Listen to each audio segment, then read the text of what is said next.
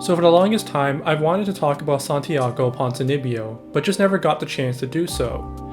I think he's an interesting and surprisingly specialized talent within the welterweight division. And while he's taken a significant step back and has probably lost some mileage, I do think he'll always be an interesting fighter to watch when he shows up. This is a quick breakdown of Santiago Ponzinibbio. What first caught my eye about Ponzinibbio was his jab and distance management. It's a rare thing to see a fighter in the UFC that can be both reserved and aggressive while also cognizant of potential strikes. Starting from a bladed and long stance, Ponzinibbio will hop in and out of punching range, feinting and pumping his jab. This is to both disguise his entries but also keep himself safe at the end of punching range. His defense is rather shallow, and his defensive habits have gotten him in a lot of trouble, because it primarily consists of parrying and throwing his head backwards. This can be really bad if you're in close and trading hooks, but at Ponzinibbio's preferred range, he can parry the jab in right hand and return in combination. And that's what I think makes Ponzinibbio interesting. He has a very small toolkit, but he's able to apply pressure and sharp shoot at the same time. His jab is his most versatile tool, and Ponzinibbio has a good understanding of how he can mix his strikes in with the jab.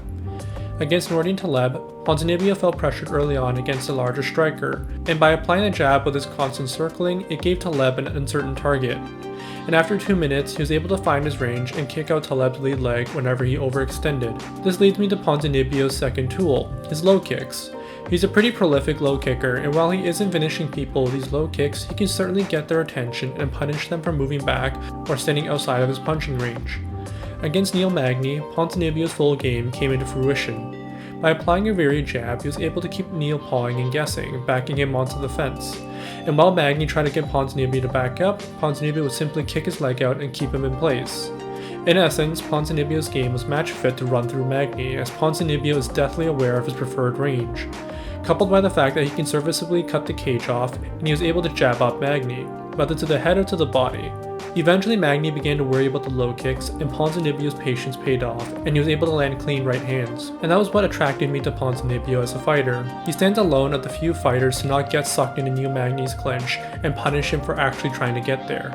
He generally works on a knife's edge as he stands in his opponent's punching range, but by cleverly applying his feints, jabs, and low kicks, he will eventually drag the fight in his favor. But I think this is where we can talk about his biggest flaw. Like most fighters, exploiting the advantages of your game can often lead you down a very specific game plan. And if your opponent happens to have the right tools and ideas, they can give you a lot of trouble or even beat you. This is where Ponzinibbio has hit a wall.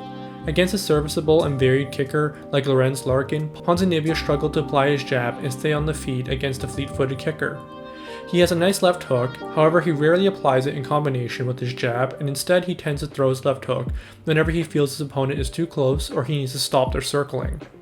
By itself, this isn't necessarily a problem. However, like I said, Ponzinibbio loves to throw his head back when evading punches, and this has led him to getting cracked and knocked out twice by left hooks.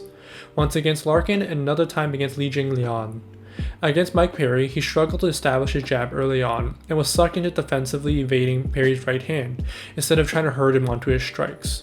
And really what prevented Ponzinibbio from losing to Perry was Perry's inability to push his advantages. After being hurt several times, Ponzinibbio eventually dragged himself back into the fight, and his jab began to seriously impact Perry's ability to get into range. But I think that explains Ponzinibbio's loss to Li Jingliang most. When he fought Larkin, Ponzinibbio got nothing done early on and was only able to start applying damage to Larkin after he figured out that Larkin was looking to counter his overextended right hand. So Ponzinibbio doubled up the jab and only landed right hands when Larkin had his back on the cage. But because he got overly excited, he walked himself into a left hook and got starched. Like I said earlier, Ponzinibbio's style relies on consistency and patience, and if he can't establish his range or if he becomes complacent, he can get himself into a lot of trouble. And that's where I think I'll leave this. Ponzinibbio has taken a big step down, and his loss to the Leech was a surprise, but not unexpected. He's 34 and has been fighting for 13 years now.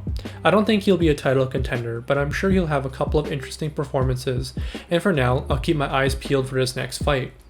Thanks for watching this quick breakdown of Santiago Ponzinibbio. Enjoy the fights. If you like this video, then please give us a like, comment, or subscribe. If you want to help us out, you can subscribe to our Patreon, and starting at $3 a month, you can get access to exclusive content such as alternate commentary tracks, podcast episodes, video essays, and documentaries. Thanks for watching.